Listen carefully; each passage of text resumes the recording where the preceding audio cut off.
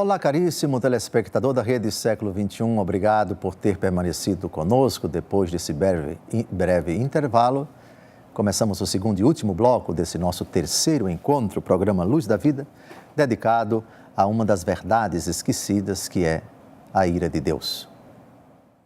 No final do primeiro bloco, nós fizemos alusão ao apóstolo Paulo, que condena radicalmente a ira como o defeito da alma, como o destempero do espírito, como uma atitude insana e, lógica, incompatível com a fé cristã, com o amor, que é a síntese de toda a lei, que é a síntese de todo o Evangelho.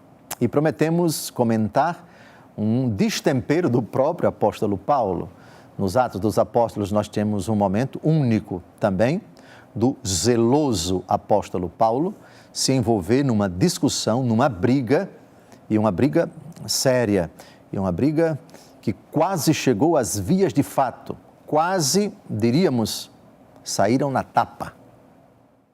São Paulo explodiu discutindo com algumas pessoas, porque estava indignado, porque alguém não tinha o acompanhado e ele considerava que não devia levar essa pessoa, João, que alguns exegetas dizem que é o João Marcos, o autor do segundo evangelho, mas isso é uma hipótese, e essa discussão chegou às vias de fato. Paulo tem um acesso de ira, Paulo tem um momento de muita raiva, de muito destempero, e nós vamos ver isso daqui a pouco. Primeiro, vamos à condenação da ira inserida no âmbito da caridade.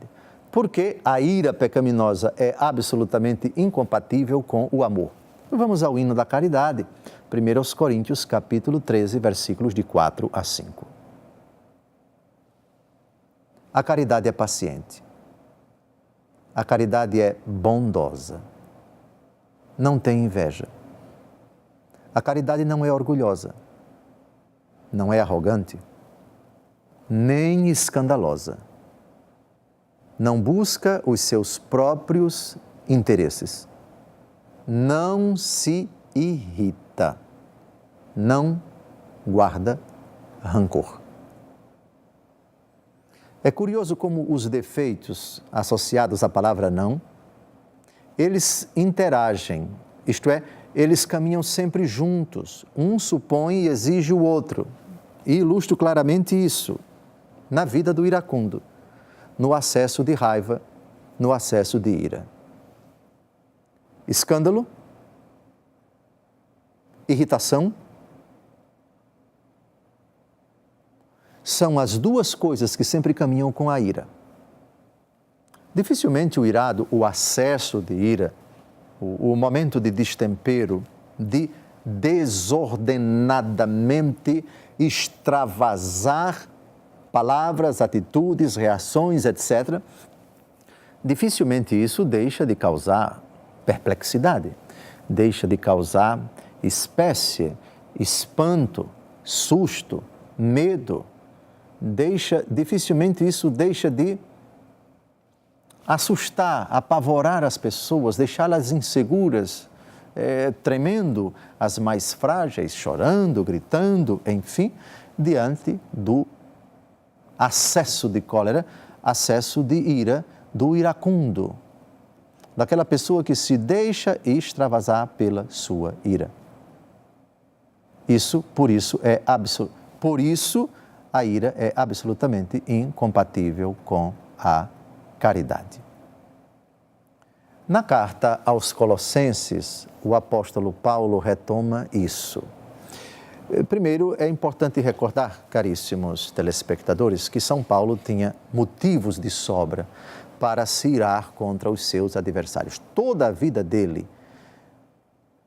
antes da conversão e depois da conversão, foi marcada por esses dramas, por essas situações delicadas nas quais o apóstolo Paulo tinha, aspas, razões para se enervar. E recordo a ira que ele conservava no seu coração contra os cristãos, a raiva que ele tinha, que o levava, cheio de zelo, pela lei de Moisés, pela religião dos seus pais, a perseguir violentamente os cristãos. No final do capítulo 7 dos Atos dos Apóstolos se narra a lapidação de Estevão.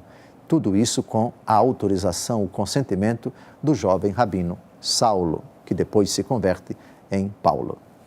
E depois da conversão, depois que ele se torna cristão e passa a pregar o Evangelho, ele passa a ser literalmente caçado de forma implacável pelos seus opositores, os judeus.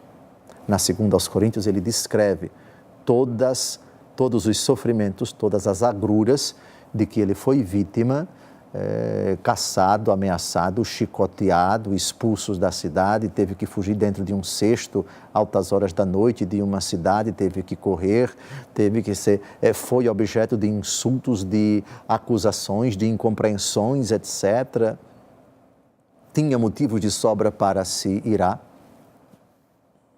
e acabou se tornando uma das pessoas mais pacientes, mais brandas, mais serenas da história da igreja. Mas vamos ao texto, e quem escreve aqui é o outrora iracundo apóstolo Paulo, o outrora irado apóstolo Paulo contra rabino Saulo contra os cristãos, ele que foi vítima quando cristão, a partir do momento em que se converteu, vítima da fúria, da ira, da cólera dos seus opositores. E agora nos dá esse exemplo de que a ira é um perigo para a alma, não pode de forma alguma ser nutrida, ser alimentada, ser conservada e ser extravasada. Colossenses, capítulo 3, versículo 8.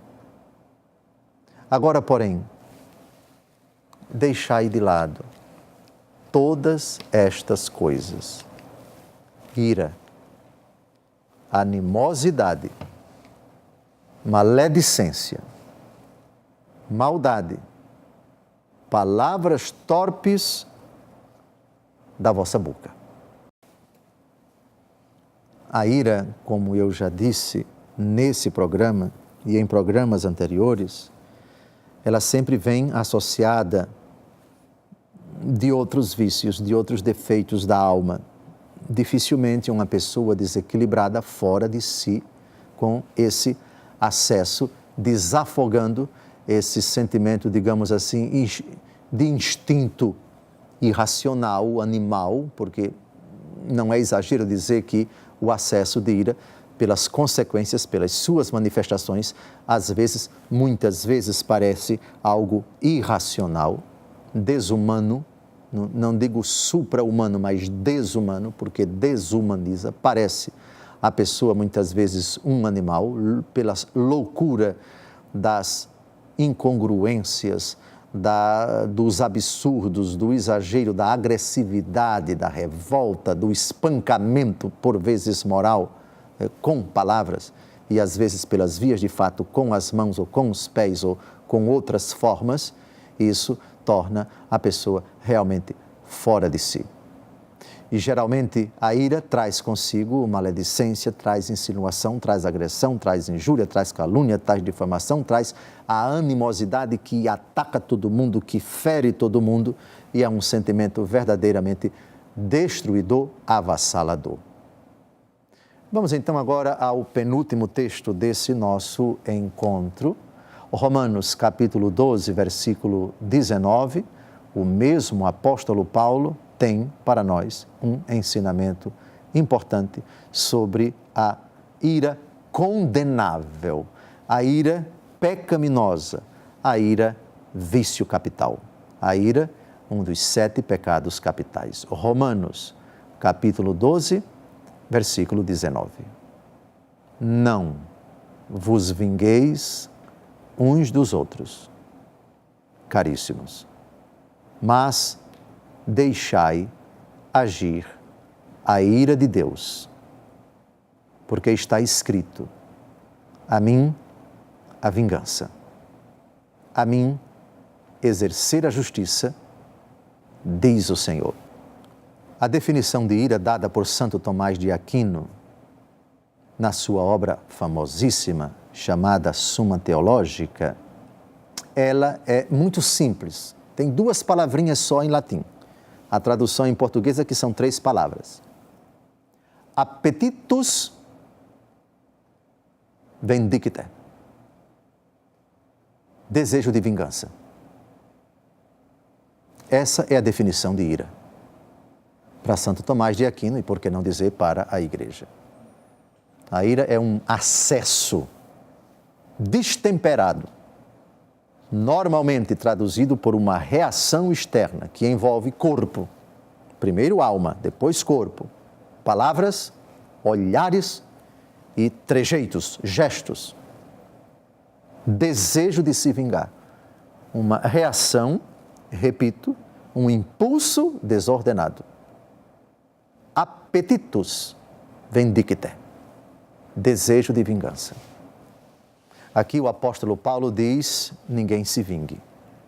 Portanto, ninguém se ire, já que a ira é o desejo de vingança. Ou seja, eu quero agora, nesse momento, pagar, reagir, dar o troco.